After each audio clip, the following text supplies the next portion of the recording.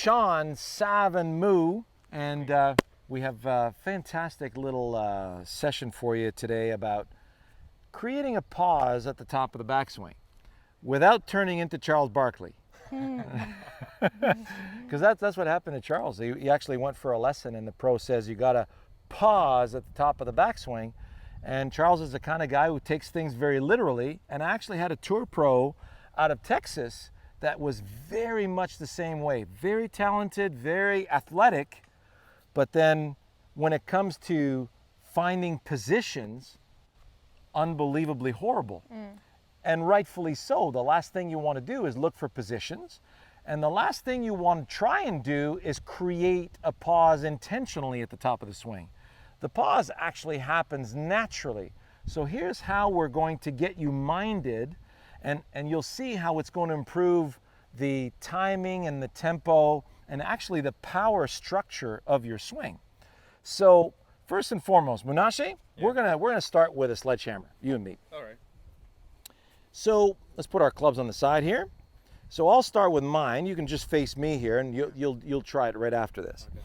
So you'll notice you take a 6-pound sledgehammer, you go to your favorite golf training aid store, Home Depot. Yeah, that's right. And we're just going to swing the sledgehammer back and through without stopping, just for a long chip shot. And you'll notice that as you swing it back and through, go ahead and do that. Okay.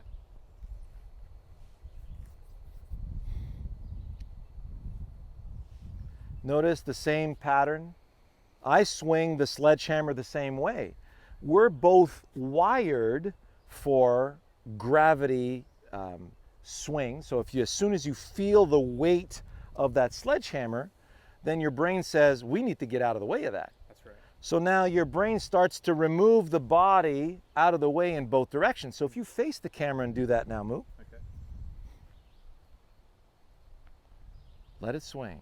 Let it swing, let it swing. Now keep your eyes on the bottom. Keep your eyes on the ground. Observe the blur of it as it passes. Feel that? Yeah. Now notice you can't yank that around like a pit bull with a rag doll. No. Even a guy your size, Yeah. you would really struggle to change directions of that sledgehammer. Yeah. So the problem with a golf club is that it's way lighter. Yeah. Okay? And so here's what happens with the inner movements of your central nervous system. Yeah. So let's say you're a dentist, Yeah. and you're getting ready to get over your patient, and you're getting ready to drill a tooth. Yeah. Are you going to be tap dancing around that patient? No. As soon as your brain senses that you're getting ready to make a fine manipulation, it freezes the body. That's right. So if you freeze the body while trying to swing a sledgehammer, all you're going to do is get a peck full of bicep in both directions. Yeah. Your body's just going to compress and collapse. Yeah. Chicken wing, anyone? That's exactly what happens when you try to manipulate the club to meet the ball, and the ball is your target. Your brain freezes you over the ball, and then all you're going to do is hit yourself. Yeah. Twice, both in the backswing and in the follow-through. So same thing if you were going to swing a medicine ball. If you take that medicine ball, Yeah. let it hang from the shoulders. Yeah. And what I want you to do is swing that medicine ball here towards me. Go ahead and toss it. So you notice how you can't rush that, No. right? Yeah. So if you were going to rush that, you could hurt yourself, potentially injure yourself. Yeah. So when you're swinging something heavy, the brain identifies that and says, hey, okay, now we need to engage and coordinate us getting out of the way for our safety's purpose, right? Right. So what happens is, if you take your wedge now, Yeah. go ahead and take your setup position. What I want you to feel is the weight of both arms, because you got some freaking nice pipes. Yeah. You feel the weight of both arms and that club Yeah. hanging from the shoulders. Yeah. Feel it right now. And what I want you to do is swing a nice long chip shot in both directions.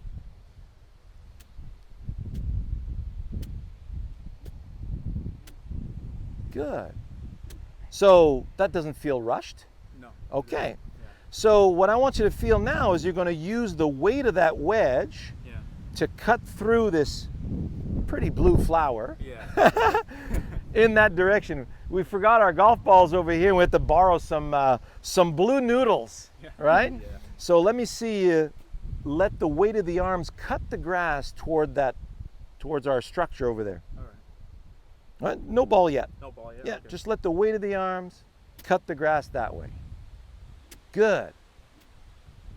So notice there's no yanking or shoving or pushing. No. You're getting ready to use the weight of the arms to deliver in that direction. So did you feel how you actually had to mini heave that arm club unit back there? Yeah, because I was allowing my weight. Body weight Exactly. through. So because your arms are hanging there and you can't use them, Yeah. you actually have to heave them into action, That's right. like a lumberjack with an axe, Yeah, right. right? Yeah. So show me how you heave those arms into action and just let them fall through the dandelion stem that way. How did that feel? Real good. Beautiful. Yeah. So we're just doing a pitch shot, not a, Yeah. and let's use that white ball as your intermediate point. We got a big crosswind. Yeah. So we're going to send it to the right side of the green and let the wind bring it back.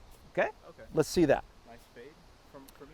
Well, it feels like a fade, Yeah. but the wind is what's going to make it fade. Okay. All right? All right. Just swallowed a bug. Oh, gross. Pardon me. It tastes a little bitter. Ew. So you see that as a stem? Yes. You feel the weight of both arms and club ready to cut through the stem? Yes, I'm engaged. All right. Nice. Awesome. Dude, you're clutch.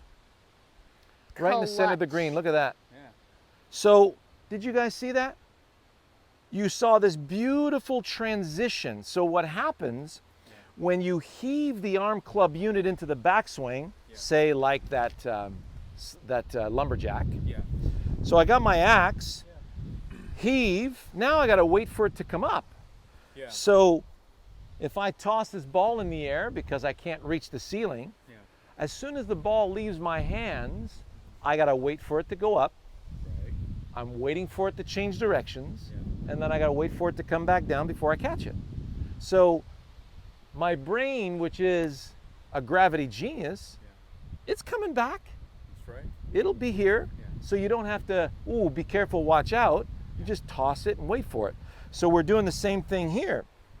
What you just did is toss, wait for it, let it fall in the direction that you want that ball to go. So when you do that with a full swing, so let me Yeah. see, like let's say you're hitting a full wedge now Right. without hitting a ball. Right. Okay. Show me heave Yeah. and whip through. Okay. Do you guys see that one too? Man, that was some serious velocity. Yeah.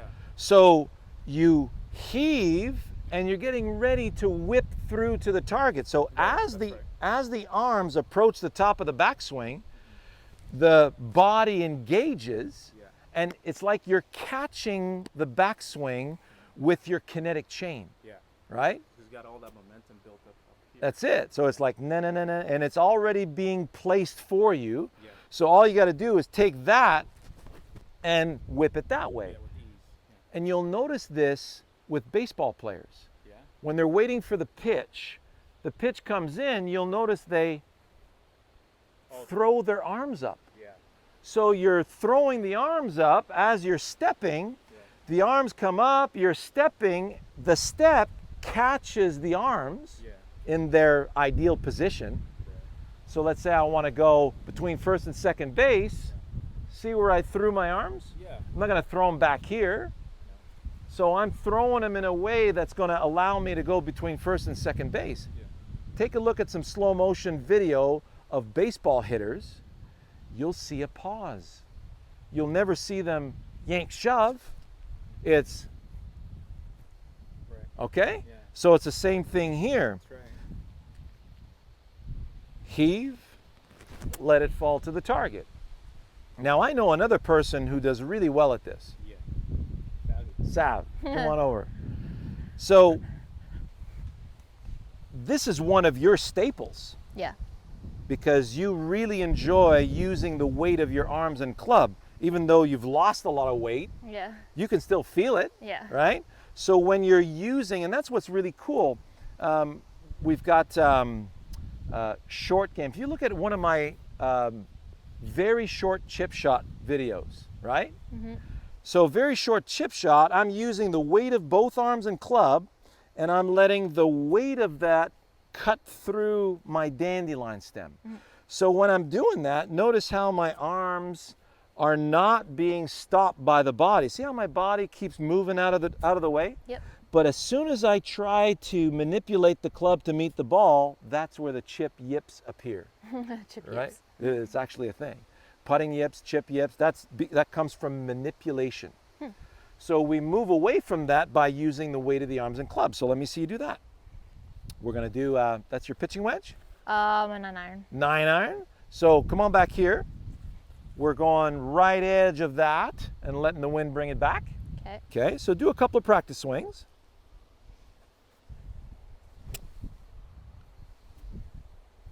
Oh yeah. Everybody see that? So there's no attempt to take control. No. That's what's so important. So let's say you were going to throw that club. Pretend you throw the club out there and don't let go. Right? So your brain knows what this club feels like. So the first thing that you do when you want to try and throw something is you're going to feel its weight. Yeah. So if I take a golf ball here and I say, okay, take that and throw it out there. So notice you wouldn't think twice about throwing it baseball style. Yeah. Okay, so now I'm going to take this and put it in your hands. Can you throw that baseball style? No. Right away, there's no way. So now you got to now use a different method of throwing that out there. Yeah. That's how this thing works.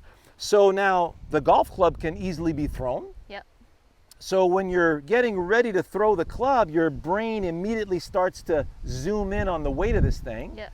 So show me throwing the club down the range here about at least the distance of these trees. Actually throw it? No, between the two trees, don't let go. Oh. Throw it further. Throw it really far. Nice. So if you're going to throw it even further than that, this is where that Happy Gilmore comes in, Yeah. right? Yeah. So you'd have to get a running start. And this is so key, you guys. So, and I really, you know, if you didn't come all the way to this part of the video, you'd be missing something really juicy here, okay? So when you want to use the weight of the arm club unit, you're basically using momentum. If you want to use a nice amount of momentum, you want to feel like you got a running start. In French, we call it un air d'aller, right? So if I wanted to toss this even further, it would look like this, right? Exactly. What do you think was happening with your arms while you were tiptoeing across the land pausing. here? Pausing. It was pausing, right? Isn't that cool? Yeah. So your brain is sensing, and this is so important. I want you guys to practice this. Your brain is identifying that, hey, you're getting a running start here. So while you're running, this machine that's working at 40 million bits of information per second, it knows how to juggle stuff. It knows how to do all kinds of things. So, and now Padraig Harrington doesn't look so silly anymore, does he? No. There's a, you know, he's a very, very smart guy, and he knows when something works, he can trust it. Yeah. So let me see you perform a wonderful shot here. So we're going right edge of that intermediate point, using the weight of your arms and club.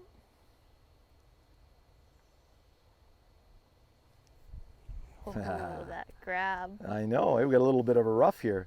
It's a good thing you stopped. I know. I usually don't. Awesome. Look at that, right in the center of the green. You just dropped that right on top of Moo's ball. Holy cow. What a shot. So it wasn't rushed.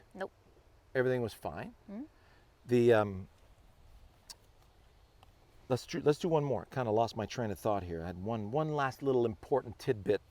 Okay. So we're going right edge of that intermediate point using the weight of the arms and club, right? Yep. All right. You just drop that ball right on top of the other one, right in the center of the green. So That's some thick rough. it's pretty thick, isn't it? Yeah. Now, if you wanted to get through that rough, here's what you're going to do, right? You felt how the divot was a little bit thick. Mm-hmm. Now imagine taking that divot Mm-hmm. and sending it out toward the green.